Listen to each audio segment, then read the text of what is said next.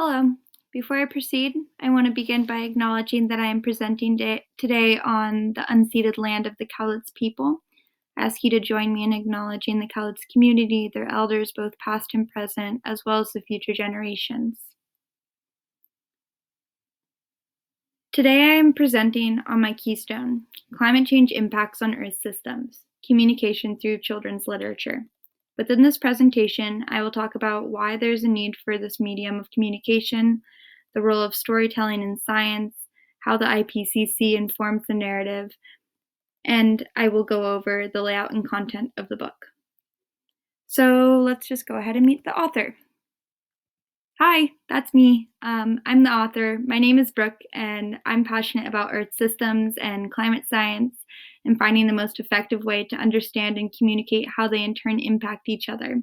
So I wrote this children's book as a vehicle for effectively communicating climate change impacts on Earth systems. As we're in the midst of two crises, the climate and the COVID-19 crisis, it is essential to address and acknowledge how science is released and what message it may portray. Before I go over my book content, I'm going to pose to you the different ways that the climate crisis can be and has been framed, specifically within sharing statistics gathered from a study at the Yale Program on Climate Change Communication, conducted in 2019.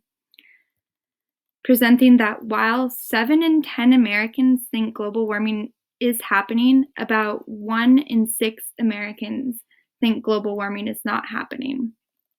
Americans who think global warming is happening outnumber those who think it isn't by more than 4-to-1 ratio. Considering that sounds good, right? Sounds like people, for the most part, understand that temperatures are rising and impact something in one way or another.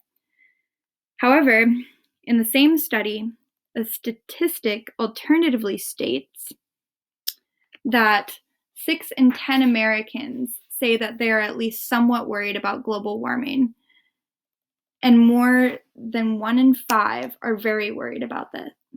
This statistic highlights the fact that there is a population of Americans who believe in climate change, but there is a limited extent to which they actually prioritize, place any emotional stress, or act upon the issue at hand.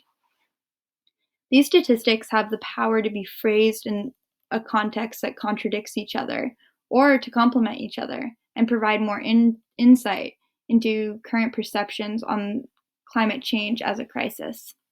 This is something I explore within forming the narrative of my book. The content of the narrative is structured around the framework of the IPCC. The IPCC stands for the Intergovernmental Panel on Climate Change.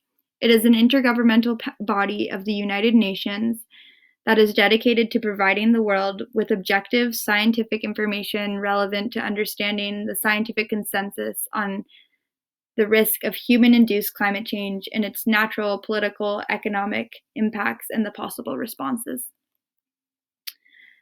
Furthermore, the IPCC communication framework is posed as a strategy for making climate change data more accessible to the public and is relatively effective as a framework for addressing climate-related discussions.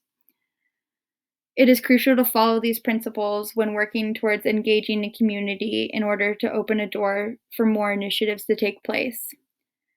These 6 principles will be intertwined throughout my presentation, and I encourage you to see if you can identify where they are intertwined throughout my presentation. Storytelling has been a relatively successful mode of communicating knowledge within human history to all demographics. Narratives can be advantageous in making the communication of results more engaging and easier for the general audience to comprehend.